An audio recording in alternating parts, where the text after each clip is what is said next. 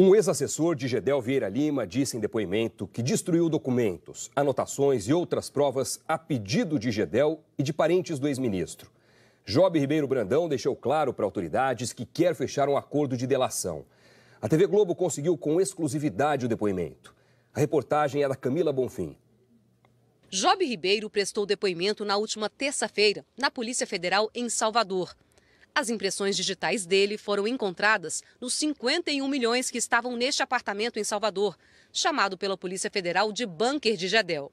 Gedel Vieira Lima é do PMDB e é ex-ministro do governo Temer. Já no início do depoimento, a que a TV Globo teve acesso, Job informa sua inteira disposição para celebrar acordo de colaboração. A Polícia Federal, ele fez várias acusações contra Gedel, o irmão e deputado federal Lúcio Vieira Lima, do PMDB, de quem foi secretário parlamentar, e a mãe deles, Marluce Vieira Lima. Job disse à Polícia Federal que, a pedido de Gedel, de Lúcio e de Marluce, auxiliou na destruição de provas, agendas e documentos, e que participaram do descarte uma secretária chamada Milene Pena e a esposa do deputado Lúcio Vieira Lima, chamada Patrícia, que os documentos foram colocados em sacos de lixo e descartados. Alguns foram picotados e jogados na descarga do vaso sanitário. Job contou que o deputado Lúcio empregava 3 pessoas na Câmara como secretários parlamentares, mas que, na verdade, eles prestavam serviços somente à família. E mais, que tinham que devolver parte do salário. Job disse que do total de seu salário de R$ 11.800, ficava somente com R$ 3.780. Devolvia R$ 8.000 por mês à família Vieira Lima.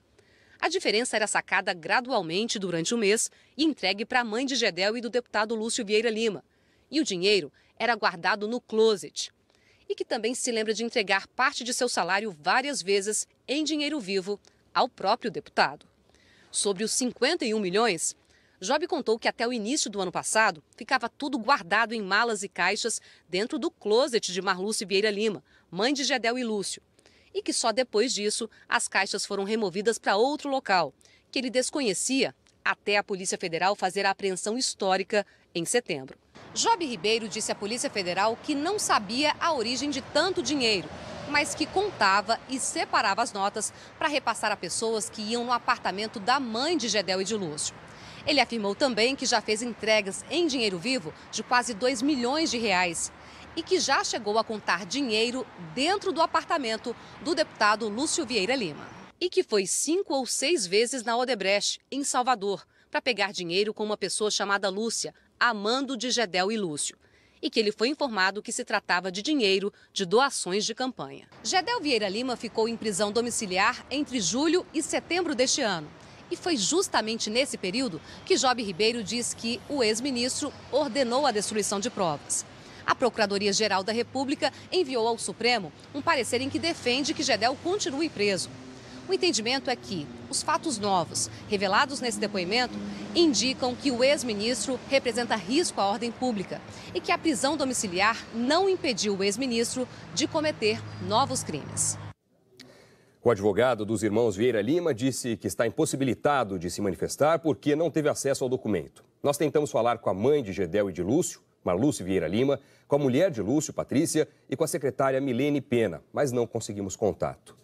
O advogado de Job Ribeiro Brandão, Marcelo Ferreira, disse que tem preocupação com a segurança do ex-assessor, que tem por objetivo demonstrar que sua condição de vida é totalmente incompatível com a renda de um secretário parlamentar e que, além da liberdade, a defesa pretende buscar judicialmente o ressarcimento dos valores de seu salário, que era obrigado a repassar à família Vieira Lima. O juiz Valdemar Carvalho, da Justiça do Distrito Federal, condenou o senador Renan Calheiros, do PMDB, à perda do mandato e suspendeu seus direitos políticos por 8 anos por enriquecimento ilícito e recebimento de vantagem patrimonial indevida. A informação foi confirmada pelo advogado do senador. Esse processo é relacionado ao pagamento de uma pensão a uma filha que Renan teve fora do casamento. A decisão é em primeira instância e o senador pode recorrer no cargo. Em nota, Renan Calheiros disse desconhecer a sentença, que está sob segredo de justiça, mas que vai recorrer com serenidade. O vestibular da Universidade de Campinas, a Unicamp, começa amanhã com novidade. Um sistema eletrônico vai rastrear sinais de celulares e de radiofrequência nos locais de provas. O equipamento é a aposta para evitar as fraudes em um dos vestibulares mais concorridos do Brasil. A reportagem é de Ellen Sacconi. Para acabar com as fraudes no vestibular, a Unicamp decidiu usar o que tem nos próprios laboratórios: tecnologia de ponta contra as colas eletrônicas. O principal desafio para se identificar fraude em um vestibular é a localização de comunicação no banheiro, usando pontos eletrônicos como esse. Para isso, a gente consegue fazer a identificação de qualquer atividade irregular através da instalação de um sensor, que pode ser uma maleta instalada dentro do banheiro. Essa maleta transmite para a central de monitoramento qualquer tipo de comunicação irregular e permite as possibilidades aí de segurança de qualquer tipo de intervenção. Na tentativa de garantir uma vaga, candidatos já usaram comunicação por ponto eletrônico, por celular e até por frequência de rádio. Quadrilhas se especializaram na venda de gabaritos, principalmente para os cursos mais concorridos, como medicina. Até o ano passado, a tecnologia utilizada era a detecção de metais, para evitar que os candidatos levassem o celular quando vão ao banheiro, por exemplo. O novo sistema garante privacidade, já que não emite imagens. Mas se um sinal eletrônico for flagrado, o fiscal vai aparecer e levar o suspeito até a coordenação. Essa é uma das que a gente imagina que é uma fraude mais comum que possa existir, né? Porque o candidato ele vai ao banheiro, ninguém pode acompanhá-lo. E é ali que ele pode, então, ter todo o momento para fazer a comunicação. E aí não adianta ter um detector de metal, não adianta ter, se a gente não conseguir identificar esse tipo de comunicação. O prejuízo com as fraudes é dos próprios estudantes. Segundo a comissão que organiza o vestibular, o custo da segurança nas provas já faz parte do valor pago na taxa de inscrição. Se nós não precisássemos gastar tanto em tecnologia para coibir fraudes, a universidade poderia dirigir esses recursos para outras finalidades. E, inclusive, os vestibulandos seriam beneficiados porque a taxa poderia cair, inclusive. A lista com os aprovados nessa primeira fase vai sair no dia 11 de dezembro. A segunda etapa das provas começa no dia 14 de janeiro. Ainda não há nenhum sinal do submarino da Argentina, o San Juan, que desapareceu há 3 dias no Atlântico Sul com 44 tripulantes. Um avião de pesquisa da Agência Espacial Americana, NASA, já se juntou aos 3 aviões da Aeronáutica e 3 embarcações da Marinha Argentina na operação de busca. Outros 6 países ofereceram ajuda, entre eles o Brasil. Os argentinos aceitaram, inclusive, o apoio dos britânicos, com militares baseados nas Ilhas Malvinas. O San Juan saiu de Ushuaia, no extremo sul da Argentina. O último contato foi na manhã de quarta-feira, a mais de 400 quilômetros da costa, na região do Golfo de São Jorge. O submarino é de fabricação alemã e tem capacidade de mergulhar até 250 metros. O temor é de que tenha perdido força e caído para o fundo do mar, que na região varia de 200 a 800 metros de profundidade. Ontem à noite, agências de notícias chegaram a anunciar que o submarino argentino tinha sido localizado, mas isso foi oficialmente desmentido hoje pela manhã. Milhares de pessoas saíram às ruas em Harare, a capital do Zimbábue, para pedir a renúncia do presidente Robert Mugabe. Ele está há 37 anos no poder. A manifestação virou uma festa, com buzinaços, música e gritos de "Fora Mugabe". Os manifestantes comemoraram o afastamento do ditador e também a intervenção do exército no governo. Essa semana, os militares colocaram o presidente em prisão domiciliar, estão controlando os movimentos e negociando a saída dele do cargo. Antônio Ledesma, um dos principais líderes da oposição na Venezuela, chegou hoje de manhã à Espanha, depois de ter fugido da prisão domiciliar em Caracas. Ledesma foi recebido com aplausos no aeroporto de Madrid. Ele contou que a viagem durou mais de 24 horas, passando pela Colômbia e por 29 postos de controle. Disse que quando chegou à Espanha, se sentiu livre e não se considera um fugitivo. E hoje, quando chego à Espanha, me sinto livre. O ex-prefeito da região metropolitana de Caracas estava preso desde fevereiro de 2015, quando foi acusado de promover protestos violentos para desestabilizar o governo de Nicolás Maduro. O opositor afirmou ainda que a Venezuela está no abismo e que ele vai ajudar, do exílio, os venezuelanos a sair desse regime que chamou de ditadura. A esperança dos venezuelanos de sair deste regime, desta ditadura. A COP23, Conferência da ONU sobre Mudanças Climáticas, terminou na madrugada deste sábado em Bonn, na Alemanha, mostrando que ainda é muito difícil construir consensos sobre o combate ao aquecimento global. Depois de 2 semanas de intensos debates, os representantes de 195 países conseguiram avançar na confecção do chamado Livro de Regras para a implementação do Acordo de Paris, assinado há 2 anos. A meta é garantir que o aquecimento do planeta chegue no máximo a 2 graus centígrados até o fim do século. Ainda há vários pontos sem acordo, mas a expectativa é de que a cartilha seja finalizada na próxima reunião do clima da ONU, ano que vem, na Polônia.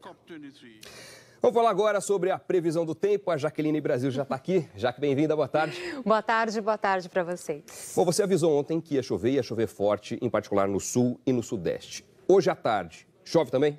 Chove mais uma vez, é uma chuva forte. E atenção, porque esse aviso para temporal hoje é para você que está aí em Santa Catarina, Paraná, Mato Grosso do Sul, Mato Grosso e São Paulo. E essa chuva, como nós estamos dizendo, vem agora à tarde. Esse temporal que está se formando no sul, no sudeste e parte do centro-oeste é por causa de uma frente fria que está se deslocando do Rio Grande do Sul e hoje ainda vai subir e ficar entre Santa Catarina e Paraná. O que está acontecendo? Essa frente fria já está formando e trazendo áreas de instabilidade e, ao mesmo tempo, puxando o vento quente e úmido do norte. É por isso que tem tanta nuvem de chuva na região. Dá uma olhada como ficou o céu em Santo Antônio do Sudoeste, no Paraná, ontem à tarde. O tamanho dessa nuvem anunciando um temporal. Essa é a imagem da nossa telespectadora Mader Oliveira.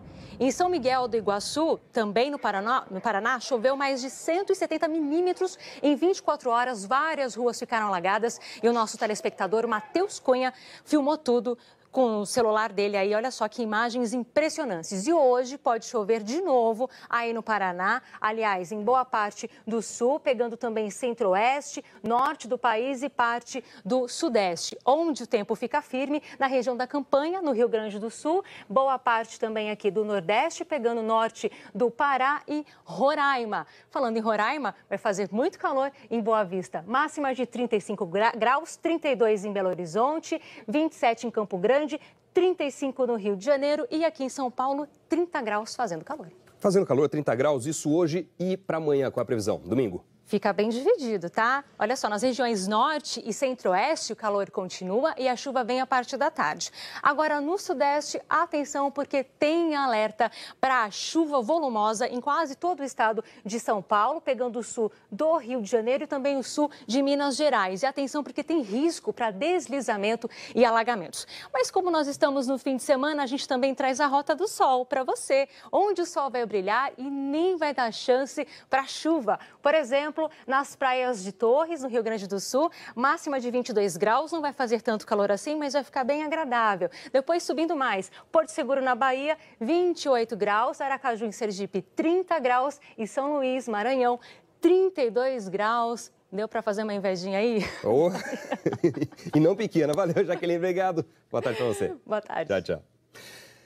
Essa semana, um problema num trem de Tóquio exigiu um pedido público de desculpas. E você tem que ver que problemão foi esse. Os detalhes, quem traz é o nosso correspondente Márcio Gomes. Essa é a linha onde o crime foi cometido. Parece exagero, mas no Japão, pontualidade é levada a sério. Na terça-feira desta semana, o trem deveria sair às 9h44 da manhã em direção a Tóquio. Saiu às 9 horas, 43 minutos e 40 segundos. 20 segundos adiantado. Foi o suficiente para a empresa publicar na sua página na internet um pedido de desculpas numa nota assinada pelo presidente. Resumidamente diz: a companhia ferroviária pede sinceras desculpas pelos transtornos causados aos passageiros pelo trem que partiu cerca de 20 segundos antes da hora marcada. Num país acostumado a serviços de alta qualidade, o transporte público é o melhor exemplo de como o Japão funciona. Na plataforma de embarque, com o bilhete na mão, o passageiro não se orienta pelo número do trem, mas sim pela hora da partida. No Japão, é comum as pessoas acertarem os seus relógios com o relógio da estação e se programarem para o dia, já sabendo a hora que vão chegar e voltar. Se o trem sai antes, é preciso esperar o próximo, pode-se perder a conexão seguinte e chegar atrasado ao trabalho, à escola. Num sistema que transporta 17 milhões de passageiros por dia só em Tóquio, trem ou metrô atrasado ou adiantado é coisa muito rara. Na linha do trem que partiu antes, nem houve registro de reclamação por parte de qualquer passageiro.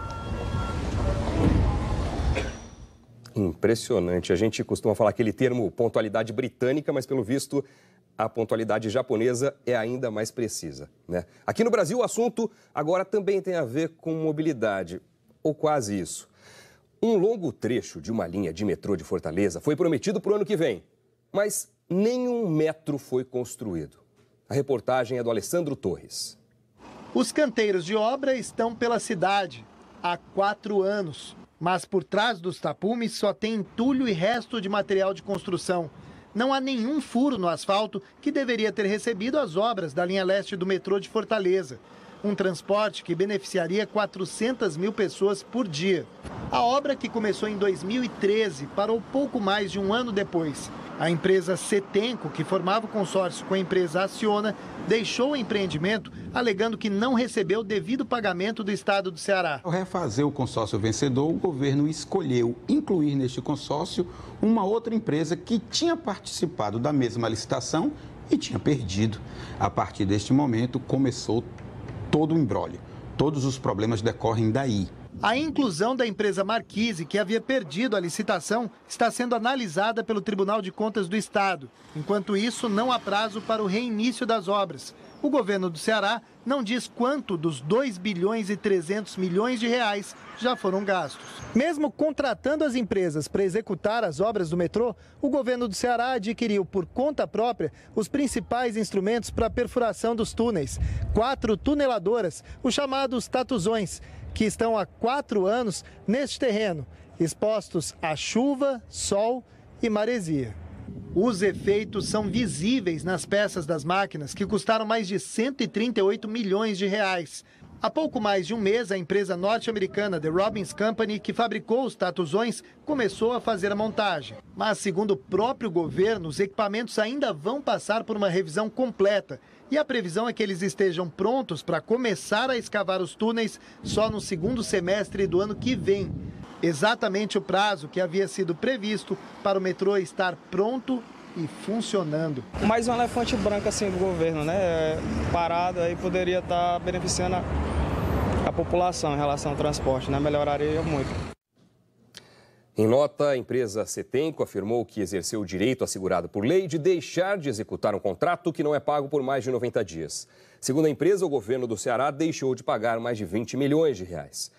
O governo do Ceará disse que o valor não foi pago porque é alvo de perícia judicial e afirmou que tem trabalhado para a liberação dos recursos federais, que somam 2 bilhões, e que só pode estabelecer um novo cronograma quando a obra for reiniciada. O Ministério das Cidades disse que os recursos serão liberados quando houver uma proposta viável do governo estadual e as obras começarem. E a construtora Marquise afirmou que a nova composição do consórcio foi aceita pelo Tribunal de Contas da União. O Tribunal Regional Federal da 2ª Região, no Rio, sequer foi notificado sobre a soltura dos 3 deputados estaduais do PMDB após a votação de ontem na Assembleia Legislativa. Mas eles já deixaram o presídio. Os deputados, entre eles o presidente da Assembleia, Jorge Pisciani, já estão em casa e com festa. O TRF volta a discutir o caso terça-feira. A reportagem é da Tatiana Nascimento. Na casa do presidente da Assembleia Legislativa, o fim de tarde foi de comemoração de um funcionário, na cozinha com preparativos para receber o deputado e dele próprio. Jorge Pisciani brindou com um vinho a liberdade que veio rápido. Ele e os deputados Paulo Melo e Edson Albertassi, todos do PMDB, passaram menos de 24 horas no presídio de Benfica, onde também está preso o ex-governador Sérgio Cabral, do mesmo partido. Os deputados foram para a cadeia por decisão unânime do Tribunal Regional Federal. Eles são acusados de receber propina para defender interesses de empresários. O esquema movimentou mais de 260 milhões de reais. A maior parte desse dinheiro paga por donos de empresas de ônibus. Os 3 deputados do PMDB foram soltos menos de 2 horas depois do fim da votação aqui na Alerj. Por 39 votos a 19, os deputados decidiram revogar a prisão. A ordem de libertação foi enviada diretamente à Secretaria de Administração Penitenciária, sem consulta à Justiça. Para a votação feita em medida de urgência, os deputados interromperam o feriado prolongado da Assembleia. Mesmo sendo aberta e no plenário, representantes dos servidores públicos não conseguiram acompanhar. As galerias da Assembleia foram ocupadas por funcionários dos gabinetes dos deputados que apoiam os parlamentares presos. A oficial de justiça que ia garantir a entrada do público chegou a ser barrada pelos seguranças da casa, junto com um deputado da oposição. A população protestou do lado de fora e houve tumulto. Agora, o Ministério Público Federal vai pedir que os parlamentares sejam afastados dos cargos. O Tribunal Regional Federal vai analisar o caso na semana que vem. A TV Globo teve acesso aos vídeos da delação do marqueteiro de políticos do PMDB no Rio, Renato Pereira. Nos depoimentos, ele dá detalhes do Caixa 2 nas campanhas no estado. O delator também citou o ex-prefeito Eduardo Paz, mas fez ressalvas. Ele isentou o ex-prefeito de ter pedido dinheiro para interferir em licitações. Segundo o delator, Paz não fez isso nem para ele nem para ninguém da prefeitura e disse que alguns funcionários foram pagos por fora, mas sem o conhecimento de Eduardo Paz. A reportagem é de Mônica Teixeira e Rosane D'Agostino. Em 2002.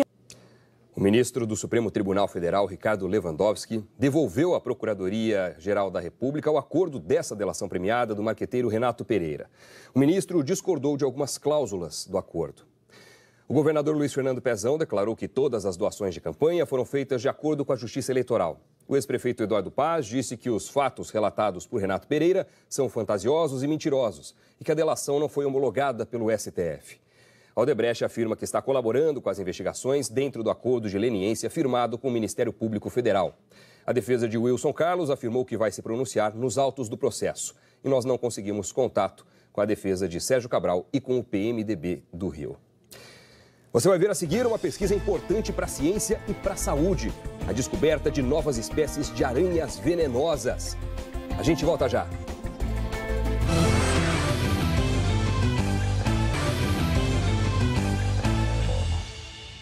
Pesquisadores do Brasil, Chile e Argentina descobriram 9 espécies de aranha venenosa que conseguem sobreviver à neve. A reportagem é do Alberto Gaspar. São animais fascinantes e muito antigos, com centenas de milhões de anos sobre a Terra.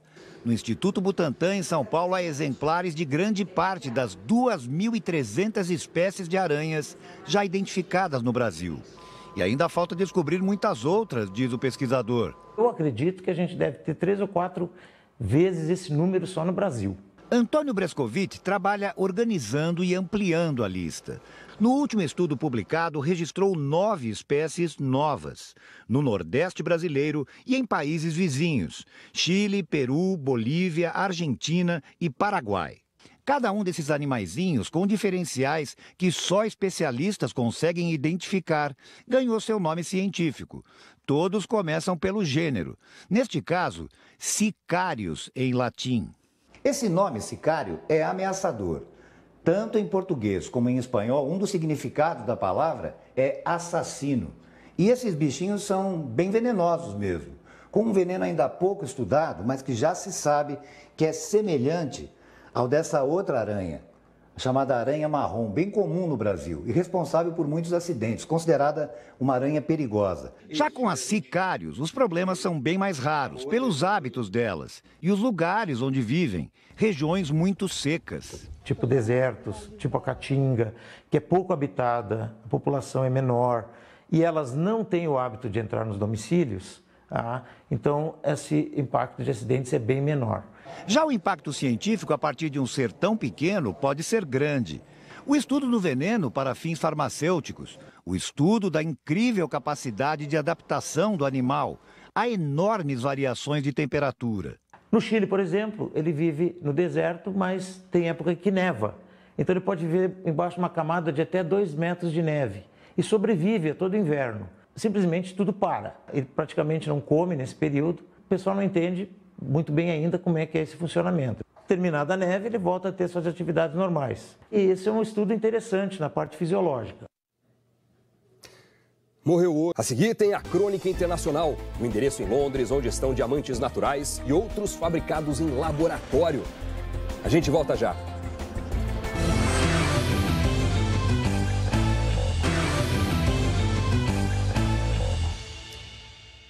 Na Crônica Internacional de hoje, a correspondente Cecília Malan vai te levar por um passeio pelo bairro de Mayfair, em Londres. Nesse endereço de luxo estão as principais lojas de joias e as casas de leilões que vendem diamantes milionários. Olha só.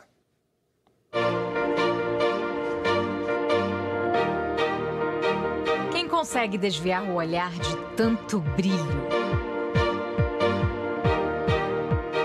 Tanto enfeite para o rosto, as mãos, os pulsos. O endereço londrino de luxo é o bairro de Mayfair. A placa da rua pode estar meio enferrujada, mas nas vitrines da Old Bond Street, só pedras cintilantes.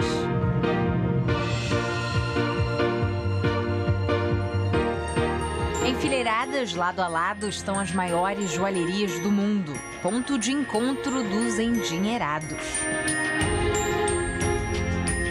Mas apreciar coisa bonita não é exclusividade de ninguém e a rua é de todos.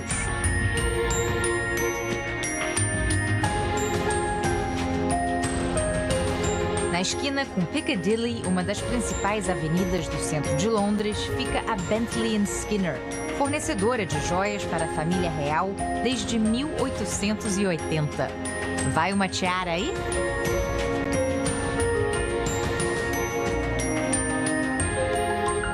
É nesse mesmo bairro que ficam as tradicionais casas de leilão, onde acontecem as frenéticas compras e vendas de arte, antiguidades, vinhos e joias.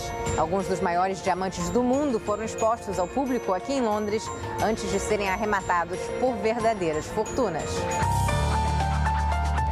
Só essa semana, um comprador anônimo desembolsou 34 milhões de dólares pelo maior diamante branco da história, 163 quilates de pura perfeição. E esse diamante rosa, que já enfeitou as coroas de reis e imperadores franceses, vendeu por 15 milhões.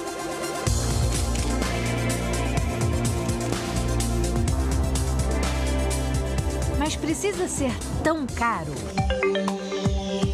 Essa empresa americana fabrica o sonho de muita gente em laboratórios.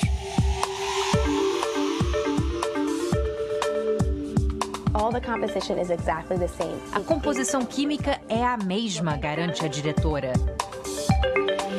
As diferenças estão na origem e, claro, no preço, até 40% a menos. A olho nu é impossível distinguir.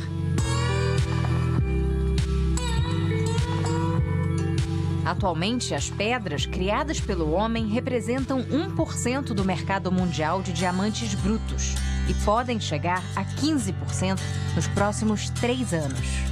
Consumidores jovens estão sendo atraídos pela opção mais barata e ecológica. Além de causar impactos ambientais, como erosão do solo, a mineração tem consequências sociais. Em Serra Leoa, até 2002, rebeldes obrigavam civis a procurar diamantes. Com o dinheiro da venda, compravam armas para enfrentar tropas do governo. Mais de 50 mil pessoas morreram em 11 anos de... Um leilão, no mês que vem, tenta limpar um pouco essa mancha. Metade do valor da venda dessa preciosidade vai financiar acesso à água limpa, eletricidade, escolas e hospitais na vila onde ela foi encontrada no começo do ano, em Serra Leoa. A pedra já está sendo chamada de Diamante da Paz.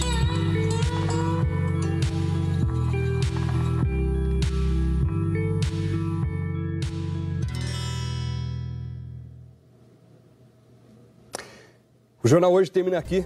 Você acompanha outras notícias no Jornal Nacional. Muito obrigado pela companhia, para você uma boa tarde e um ótimo domingo. Tchau.